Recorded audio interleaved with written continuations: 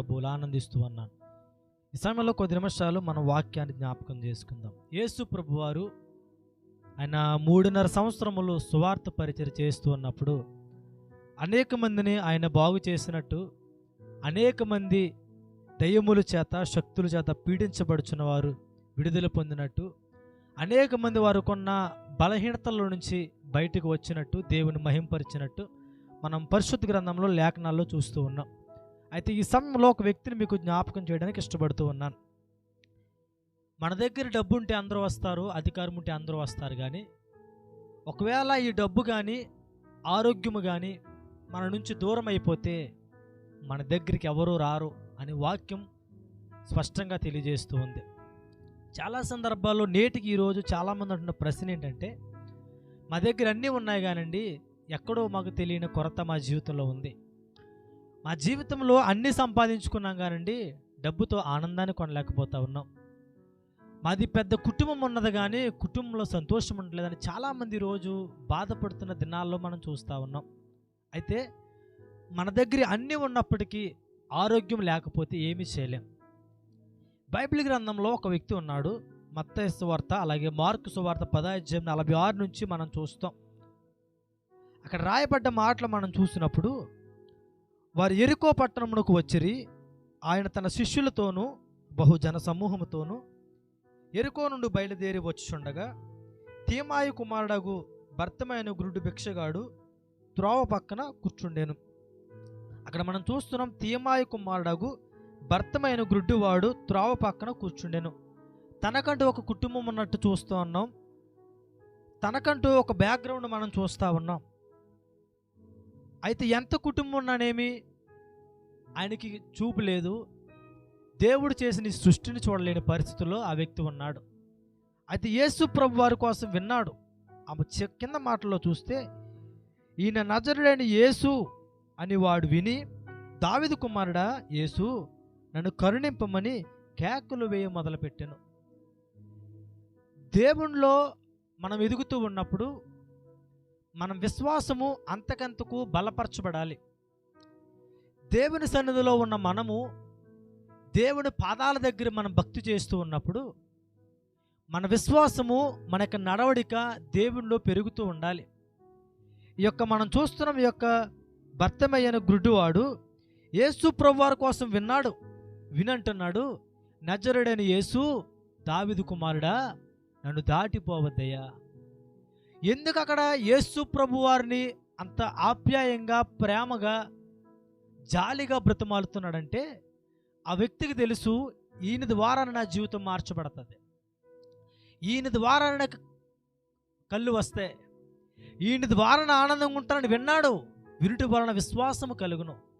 ఈరోజు చాలామంది వేస్తున్న ప్రశ్న ఏంటంటే, నేను యేసు ప్రభుని ఇన్ని సంవత్సరాల బట్టి వచ్చి నమ్ముకున్నానండి, యేసు ప్రభులో నేను ఏ ఆదివారం కూడా మందిరం మానండి, ఏ ప్రార్థన పెట్టినా నేనే ముందుంటానండి. చాలామంది అంటున్నారు, అన్నీ చేస్తున్నాం కానీ దేవుడు మా జీవితంలో మేలు చేయట్లేదండి అని చాలామంది ఈ మాట పలుకుతూ ఉన్నారు. దేవుడు మన జీవితంలో మేలు చేసేవాడు తప్ప కీడు చేసేవాడు కాదు.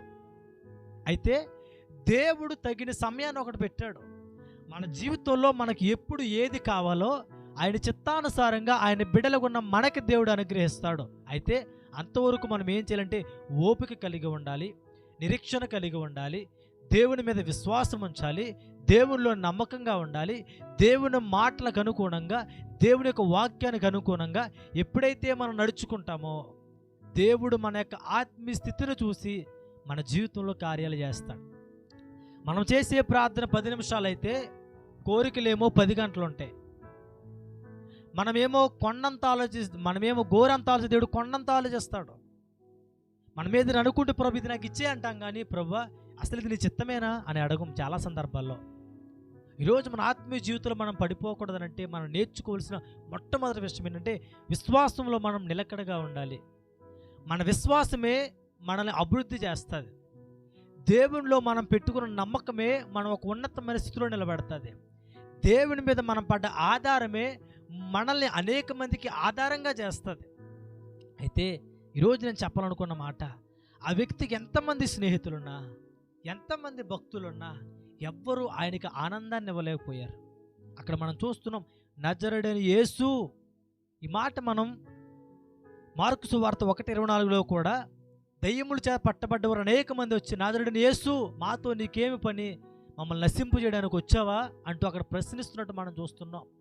ఆ పేరులో ఉన్న శక్తి ఈ లోకంలో ఏ నామానికి లేదు. అందుకే అన్ని నామముల కంటే పైనామము కలిగిన వాడు యేసయ్య.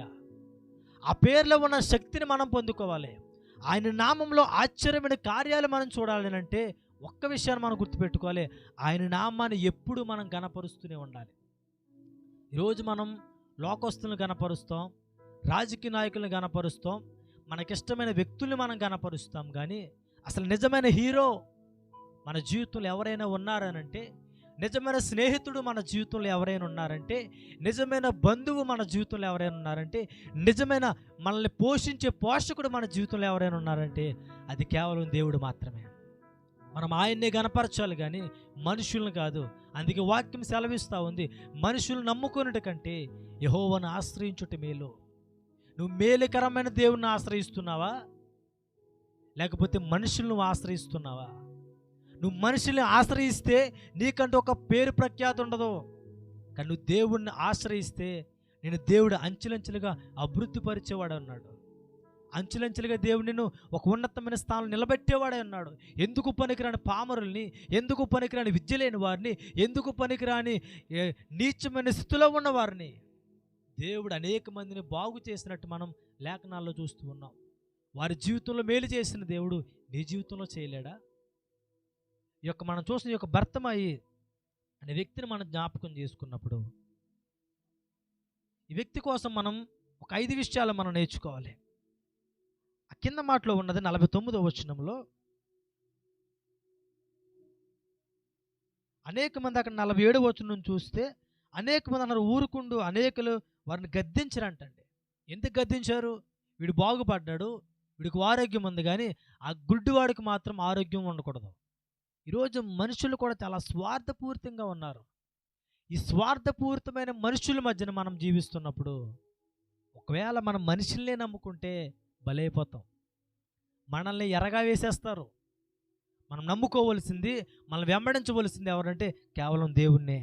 ఇక్కడ మనం చూస్తూ ఉన్నాం 49వ వచనంలో, అప్పుడు యేసు నిలిచి వాడిని పిలువుడని చెప్పగా వారు గ్రుడ్డి వారిని పిలిచి ధైర్యము తెచ్చుకొనుము, ఆయన నిన్ను పిలుచుచున్నాడు లెమ్మని వారితో చెప్పి. ఇక్కడ 2 విషయాలు మనం ఈ వచనంలో నేర్చుకోవచ్చు.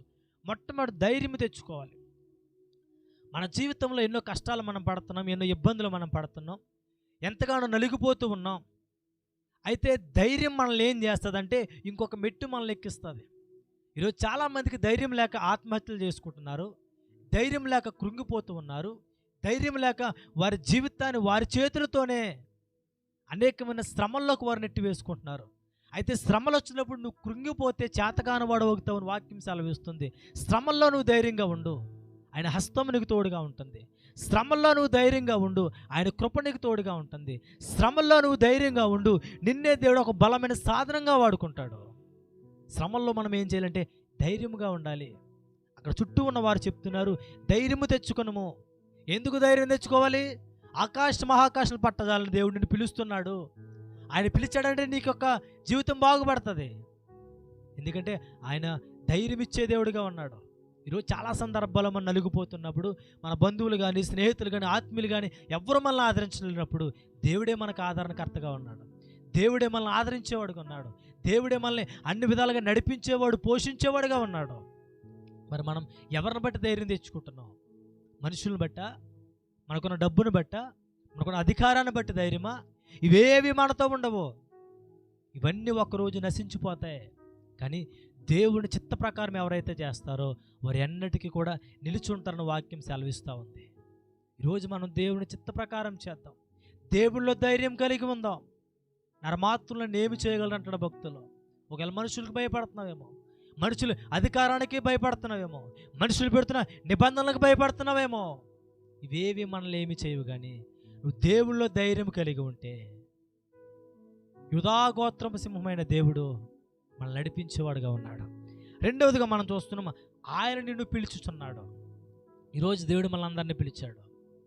మట్టివారం, ఎందుకు పనికిరాని వారం, ఎవరికి ఉపయోగం లేని వారం, జ్ఞానం లేని వారం, ఎటువంటి యోగ్యత మన జీవితంలో లేకపోయినా దేవుడు మనల్ని పేరు పెట్టి పిలిచి అంటున్నాడు, నీవు నా సొత్తు అంటున్నాడు. ఈరోజు దేవుని బిడ్డలుగా ఉన్న మనకి ఏదైనా ఒక బలమైన అర్హత ఉన్నదేనంటే కేవలం ఒకటే, దేవుడు ఆయన సొత్తుగా మనల్ని చేసుకున్నాడు. ఆయన సొత్తుగా ఉన్న నీవు, ఆయన సొత్తుగా ఉన్న మనము దేవునిలో ఉండగలుగుతున్నామా? దేవుడు నన్ను పిలిచాడు కదా, ఈ పిలుపుకు మనం న్యాయం చేయగలుగుతున్నామా? దేవుడు నన్ను నడిపిస్తున్నాడు కదా, దేవుడు నన్ను పోషిస్తున్నాడు కదా అంటూ మనం దేవునిలో ధైర్యాన్ని కలిగి ఉన్నామా? అక్కడ గుడ్డివాడితో మాట్లాడుతున్న మాట ఏంటంటే, మొట్టమొదటి ధైర్యం తెచ్చుకో, ఆయన నిన్ను పిలుస్తున్నాడు.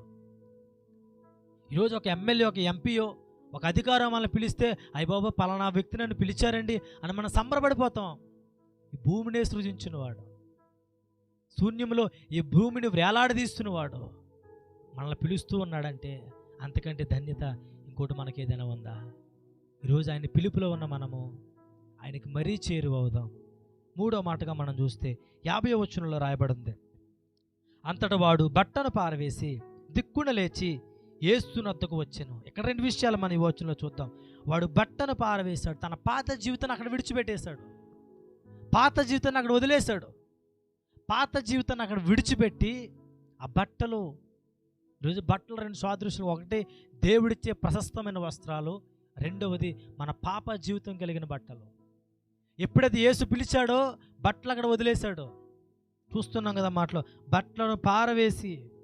ఈరోజు దేవుడు మనల్ని పిలిచినప్పుడు మన పాత జీవితాన్ని మనం పక్కన పెడేయాల. చాలామంది జీవితాల్లో ఒక లోకంలో ఒక మాట ఉంటుంది, చింత చచ్చినా పులపు చావదంట. అలాగా దేవుల్లోనే ఉంటాం, ఆ గర్వం పోదు. దేవుల్లోనే ఉంటాం, ఆ కోపం పోదు. దేవుల్లోనే ఉంటాం, అహంకారం పోదు. మాట్లాడితే నేను యేసుప్రభు పెట్టినండి, చాలా నెమ్మదొస్తున్నాను మనం చెప్పుకుంటాం. కానీ చాలా సందర్భాల్లో సాతాను మనం మోసగించే విధానం బట్టి మనకు తెలియకుండానే ఇవన్నీ మనం మరలా మన జీవితంలో రొటీన్ అవుతూ ఉంటాయి. అటువంటి సమయాల్లో మనం ఏం చేయాలంటే వాక్యాన్ని ఎక్కువ చదువుకుని, ఒకవేళ నేను ఆత్మ జీవితంలో సరిగా ఉన్నానా లేదా, పడిపోతూ ఉన్నానా అంటూ మనల్ని మనం ఏం చేయాలంటే సరి చేసుకోవాలని వాక్యం సెలవిస్తూ ఉంది. మూడవదిగా ఆ వ్యక్తి మనం చూస్తున్నాం, బట్టను పారవేశాడు. నాలుగవదిగా దిక్కుడు లేచి, పాప జీవితాన్ని నుంచి లేచాడు. ఎవరిని ఆధారం చేసుకోలే, అయ్యో నేను దేవుడు పిలుస్తున్నాడు, నజరేయుడైన యేసు నన్ను పిలుస్తున్నాడు అంటే ఏం చేశాడంటే దిక్కున లేచి ఆయన దగ్గరికి వెళ్ళడం మొదలెట్టాడు. దేవునికి స్తోత్రం కలుగునుగా. హల్లెలూయా, హల్లెలూయా. అక్కడ 51వ వచనం చూస్తున్నాం, యేసు నేను నీకేమి చేయ కోరుచున్నానని వారిని అడుగగా ఆ గుడ్డివాడు, బోధకుడా నాకు దృష్టి కలుగు చేయమని అతనితో చెప్పిన. 5వదిగా బతిమాలుతున్న, అయ్యా నాకు చూపు లేదు, నా బంధువులు కానీ నా స్నేహితులు కానీ నా చుట్టూ ఉన్నవారిని కానీ చూడడానికి నాకు దృష్టి లేదయ్యా, నాకు ఏది వద్దు కానీ నాకు దృష్టి ప్రభు అంటూ ప్రాధాయపడుతున్నాడు.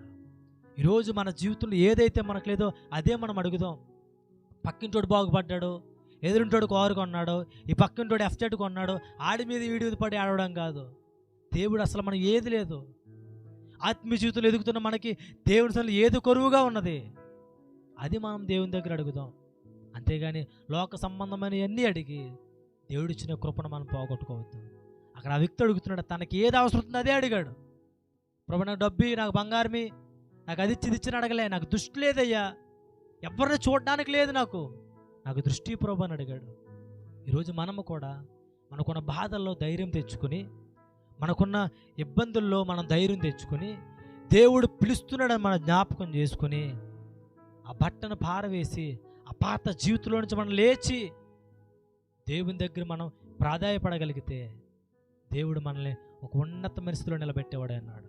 కాబట్టి నా మాటలు నేను ముగిస్తూ ఉన్నాను. ధైర్యాన్ని కలిగి ఉందాం, ధైర్యాన్ని కలిగి ఉందాం. దేవుడు మనం పిలిచాడు, ఆయన సొత్తుగా